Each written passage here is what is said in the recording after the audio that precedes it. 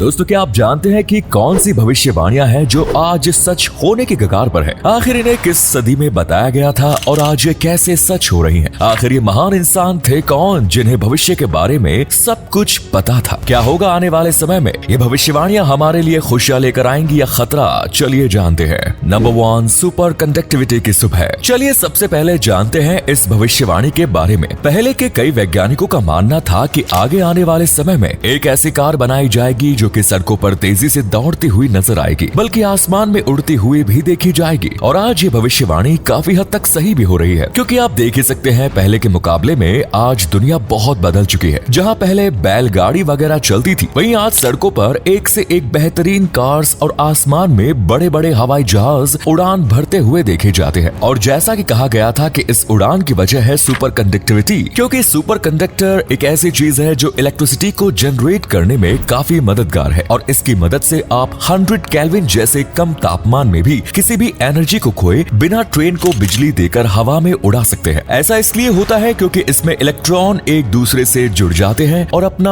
आकार बढ़ा लेते हैं। इसी सिद्धांत को ध्यान में रखते हुए साल 2022 में क्लेन विजन कंपनी ने एक एयर कार बनाई। इसे पूरा बनाने में करीब 30 सालों का समय लगा। ये अब तक के इतिहास की पहली उड़ने वाली कार है जो भविष्यवाणी पर खरी उतरी है और इस तरह आगे भी कहा जा रहा है कि उड़ने वाली कार देखी जाएगी। Number 2, Mars mission. 16वीं शताब्दी में मिशेल डी नॉस्ट्रेडमस, जो कि एक फ्रांसीसी ज्योतिष थे, उन पर लोग बहुत ज्यादा विश्वास करते थे क्योंकि जो भी वो अनुमान लगाते वो सच हो जाता था। इसीलिए इनकी कही गई हर एक बात लोगों के लिए अहम होती थी। मरने से पहले नॉस्ट्रेडमस ने एक किताब लिखी जिसका नाम था लेस प्रॉफिटीज। इसमें उन्होंने करीब 942 भविष्यवाणियां की। इनमें से बहुत सी सच भी हुई, जैसे अडोल्फ हिटलर का शासन करना और कोविड-19 के बारे में बताना। और यहाँ तक कि उन्होंने अपनी किताब में अपोलो 11 लैंडिंग मशीन के बारे में भी बताया। ये किताब साल 1555 में पब्लिश हुई। लेकिन आप देख सकते हैं कि उनकी सारी भविष्यवाणियां एक एक करके सच होती जा रही हैं। ऐसे ही उनकी एक भविष्यवाणी है कि साल 2023 में मंगल ग्रह पर रोशनी गिरेगी। लोग इसका मतलब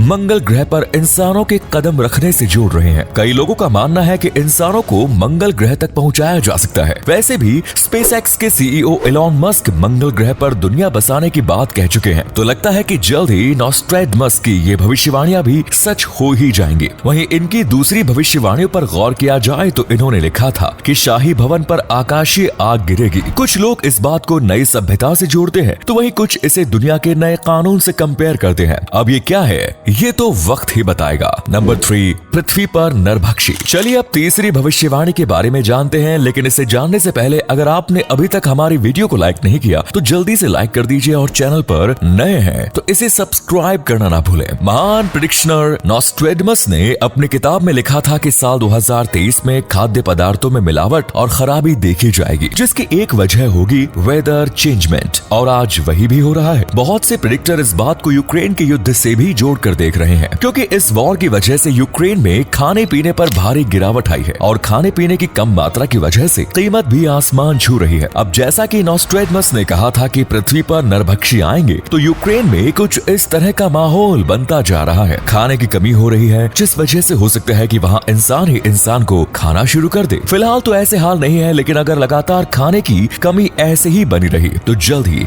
ये दिन भी देखने को मिल जाए। Number 4, British royal family. हम जानते हैं कि महारानी एलिजाबेथ 2 अब इस दुनिया से जा चुकी है, लेकिन ये एक ऐसी पहली महिला थी जिन्होंने ब्रिटिश शासन को काफी लंबे समय तक अपने हाथों में रखा और इसे अच्छे से चलाया भी। लेकिन साल 2022 में वो अपने शाही तख्त को छोड़ गई। लेकिन इनकी मृत्यु के बाद एक किताब जो कि नॉस्ट्रेडमस ने लिखी थी वो मार्केट में काफी बिकी, क्योंकि इस किताब में एलिजाबेथ की मौत से जुड़ी कुछ भविष्यवाणियां की गई थी, जिसे पढ़ने के बाद हर कोई हैरान था कि आखिर ऐसा कैसे हो सकता है, क्योंकि ये किताब तो नॉस्ट्रेडमस ने साल 1555 में लिखी थी और ये सब साल 2022 में हो रहा था। इन्होंने किताब में लिखा था कि क्वीन के बाद एक ऐसा राजा आएगा जिसे लोग अपना राजा मानने से इनकार कर देंगे और उसे पद से हटा देंगे, और फिर इसके बाद एक ऐसा राजा आएगा जिसे खुद अपने राजा बनने की उम्मीद नहीं होगी। अब जैसा कि आपको पता ही होगा कि पहले प्रिंस हैरी को राजा बनाया गया, लेकिन बाद में इनकी जगह चार्ल्स तृतीय को राजा बना दिया गया। हालांकि इस बात को जानकर हर कोई हैरान है कि आखिर नॉस्ट्रेडमस की ये भविष्यवाणियां कैसे सच हुई, क्योंकि ना तो वो उस समय एलिजाबेथ को जानते थे और ना ही इस बारे में उन्होंने कुछ खबर दी। वाकई बहुत अजीब घटना है ये। Number 5, free energy. आजकल के समय में हमें फ्री एनर्जी मिलती है, जिसमें सबसे बड़ी भूमिका है सूरज की, और ये पृथ्वी से करीब 150 किलोमीटर की दूरी पर है। लेकिन साइंटिस्ट का मानना है कि हम इस सूरज की एनर्जी की तरह ही एक एनर्जी इस दुनिया में बनाएंगे।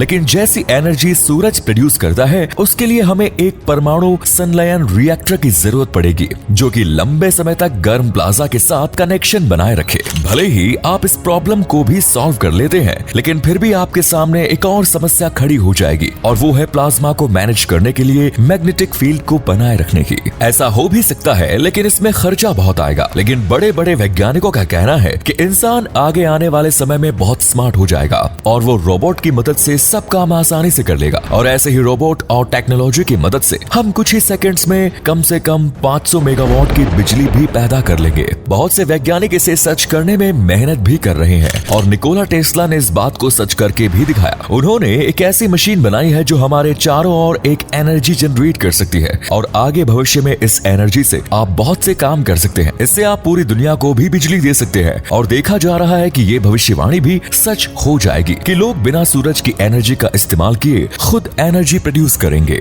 Number 6, necromancy. क्या होगा जब हम अपने मरे हुए रिश्तेदारों से बात कर सकेंगे? ये हम नहीं बल्कि बताई हुई भविष्यवाणियों का कहना है, और ऐसा होता हुआ सच भी देखा जा रहा है। जी हाँ, ये दावा किया है रे कुर्जवेल ने। अगर आप इनके बारे में नहीं जानते हैं तो आपको बता दें कि ये एक इन्वेंटर फ्यूचरिस्टिक है। इन्होंने आर्टिफिशियल इंटेलिजेंट पर बहुत काम किया है। इन्होंने बहुत से इन्वेंशन किए हैं, जिनमें फ्लैट बेड स्कैनर और दुनिया का पहला इलेक्ट्रिक पियानो शामिल है। इन्हें बहुत से प्रोग्राम्स में स्पीच देने के लिए बुलाया जाता है, ताकि लोग इनसे इंस्पायर हो और देश को आगे बढ़ाएं। इन्होंने करीब 40 से भी ज्यादा स्पीच दी है, और ये एक स्पीच के बदले लगभग $25,000 चार्ज करते हैं। अब जैसा कि इनका कहना है कि वर्चुअल रियलिटी में हम मरे हुए इंसानों से बात कर सकते हैं। हालांकि ये सुनने में बहुत अजीब है, पर रे ने बताया कि क्यों ऐसा संभव हो सकता है। उनके अकॉर्डिंग हम लोगों की यादों को स्क्रैप करके नैनोबोट्स की मदद से मेमोरी ड्राइव में कॉपी कर देंगे, और फिर इन यादों को मेमोरी को आर्टिफिशियल सॉफ्टवेयर द्वारा कॉपी किया जाएगा।